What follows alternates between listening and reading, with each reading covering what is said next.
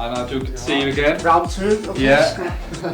Yeah, I think we found a common ground for most things in the last one, but we'll see if the same can be said this time. Yeah, let's find out.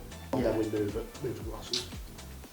So the first question on the episode today: we should celebrate silver and bronze medals. Agree or disagree? 3, 2, 1. Oh, that's a bit strong for me. I'm not in the camp where I think. Well, I always think it's happened in the Olympics when Piers Morgan says we shouldn't be celebrating them. But for me, I can't believe you brought Piers Morgan in this I episode. know. We're not going to get anyone watching, are we? I just think. Well, I think it has to be. It has to be celebrated. Of course, it does. It means top 3 in your sport in the world. Yeah. I don't know. You know, it's all relative to me. Like for me, it's you celebrate a gold more than a silver, and a silver more than a bronze. And you know, I think every athlete's journey is unique. So someone like Keely Hodgkinson in Tokyo, who won a silver, that realistically she probably wasn't ever expected to even medal really, or at least, you know, sort of second or third, and she pulled off a silver, and for her that is a fantastic achievement, and she did more than anyone ever expected. You're making my argument for me, yeah. Yeah, I know, but still, then you shouldn't. But do you then? You can't value a silver as much as a gold, though, can you? You can't. That's the point. That's the point of it. But the question was, we should value it more than we do, and surely we should. It was a medal, you know, second or third best in the world, especially if you're a young athlete like Hodgkinson or, you know, someone else who's at their first Olympics, and if they medal, especially when they're not expected to, surely that should be, you know, that we should fly the flag for them. Yes, they haven't got gold, but if you're against, say you know, back when Michael Phelps was dominating swimming, winning 8 golds in Beijing, if you finish second to Phelps, that's, you know, massive. So I agree. I just, but I only say agree rather than strongly agree, because. Well, what's the difference? Well, I think this is sort of saying we should celebrate every medal if they're the same, and I don't think it is. Yeah, I guess it's personal interpretation a little bit, but I think anyone who says disagree or strongly disagree, yeah, I don't understand that argument. I don't get it at all. It's not right or fair on people that have training 4 years, like every 4 years, to come to an event. But I think no one can have any doubts that they have to be celebrated. I mean, I would go as far as say, in athletics or swimming, you make the top 8, that means you make the final. I think making the final for some athletes, that's a massive achievement as well. Even though no one necessarily would remember.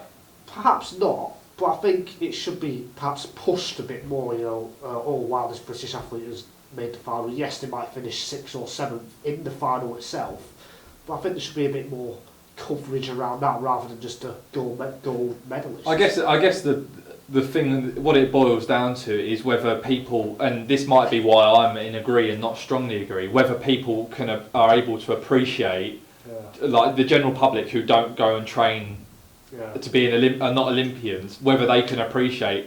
They see 8th and it's sort of like, well, that doesn't mean anything. But when you, like when you said, when you break it down, perhaps it does mean a lot more than it suggests with the number. So I think there's an argument that you could be anywhere in this region, just depending on how well you understand the sports and how well you understand the athletes around the sport. If we're in a period of great, you know, athletes and things like that, And ultimately, sport's hard, isn't it? You know, to make the Olympics itself, you've got to be super talented. You know, to get to a final, you've got to be incredibly talented, and then to get a medal, you just got to be, you know, superhuman, quite frankly.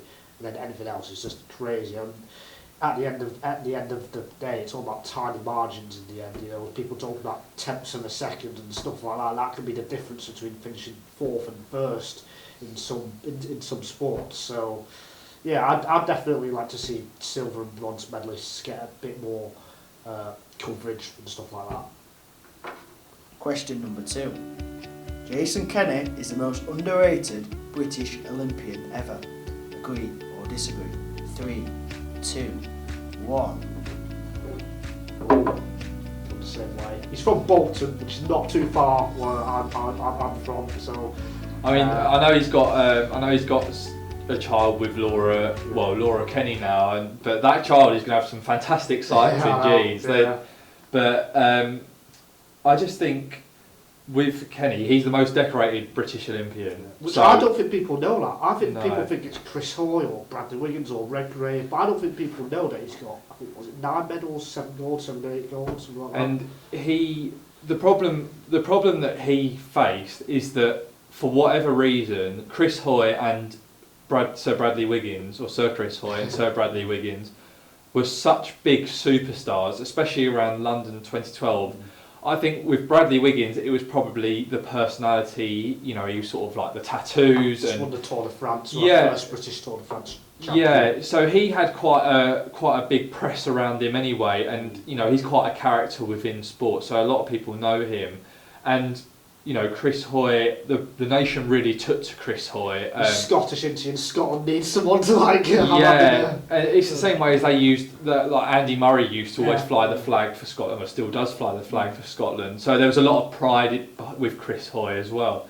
But I think that meant, you know, Kenny was in those teams where they won those gold medals, and I think he slipped under the radar a bit, which is why when he started to then be the main man in the later Olympics when Chris Hoy and Bradley Wiggins had retired, I think that's when people were like, oh, this guy has won loads of other medals as well. And he just, I don't know, but he comes across as a much more private guy. Yeah. You know, he doesn't do Tour de France and stuff like that.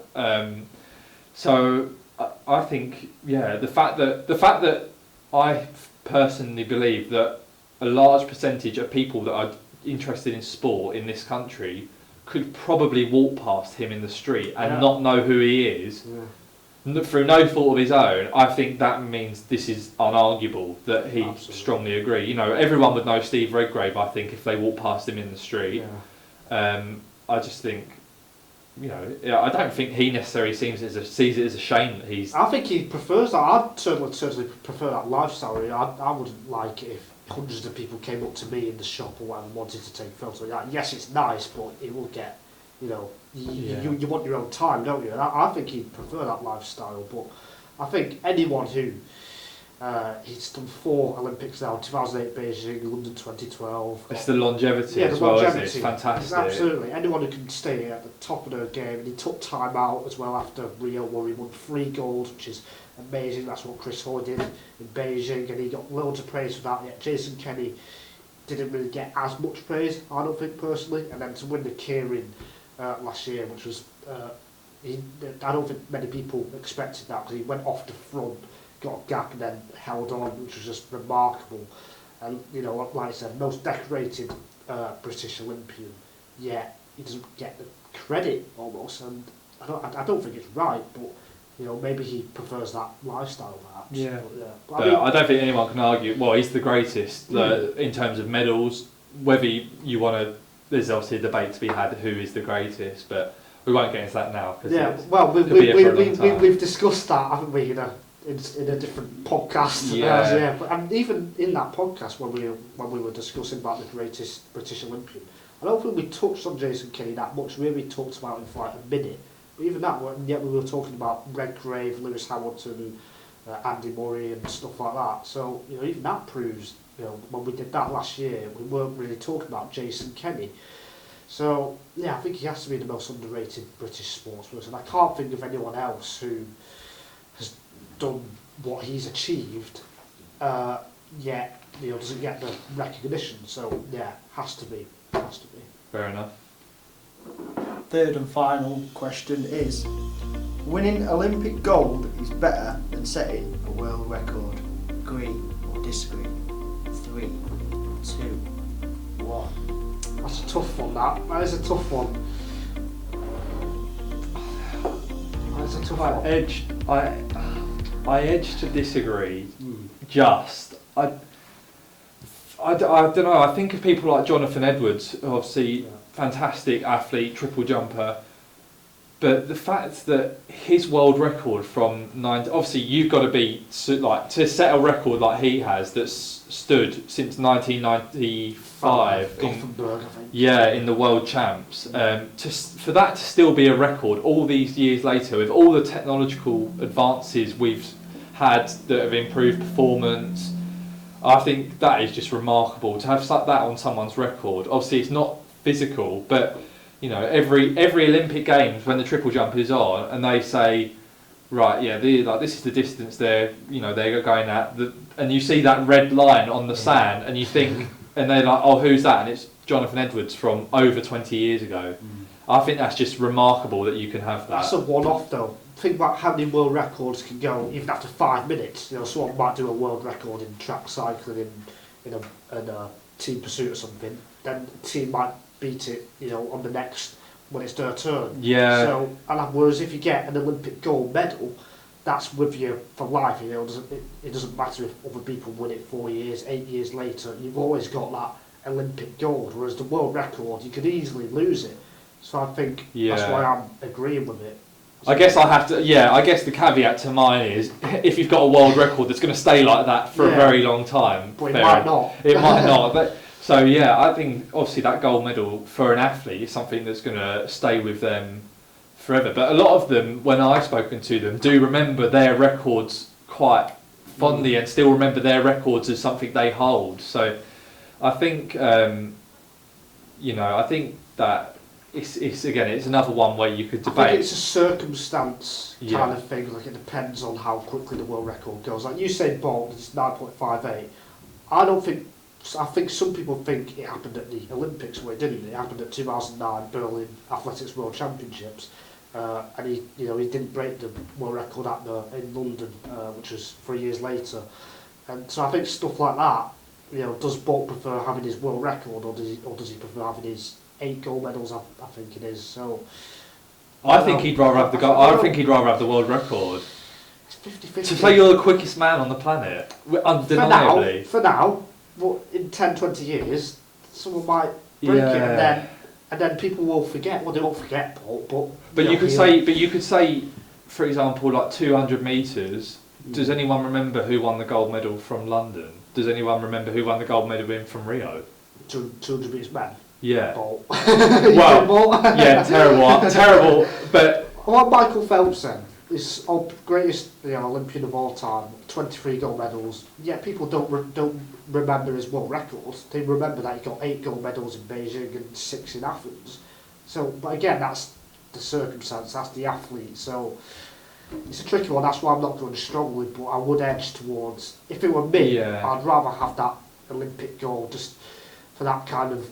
You know, because I'll always have it in my drawer or something. Whereas the world record, it could be beaten at any time. I guess you could also say that it's quite likely if you produce a good enough Olympic winning run, you could set a world. Like that's not uncommon for world records to be set in Olympic finals. Yeah. But again, I guess it's just personal preference, and it'd be interesting to see what athletes have to say what they would prefer. If it was you, would you rather have, say, 2 Olympic golds or a world record that lasts for 2 years? Oh, 2 years. I think I'd go for the gold. How long would it need to kind of last for you to say world record?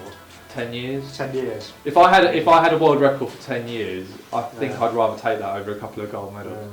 But then I'm not an Olympian, so not yet. Yeah, not yet. Who knows?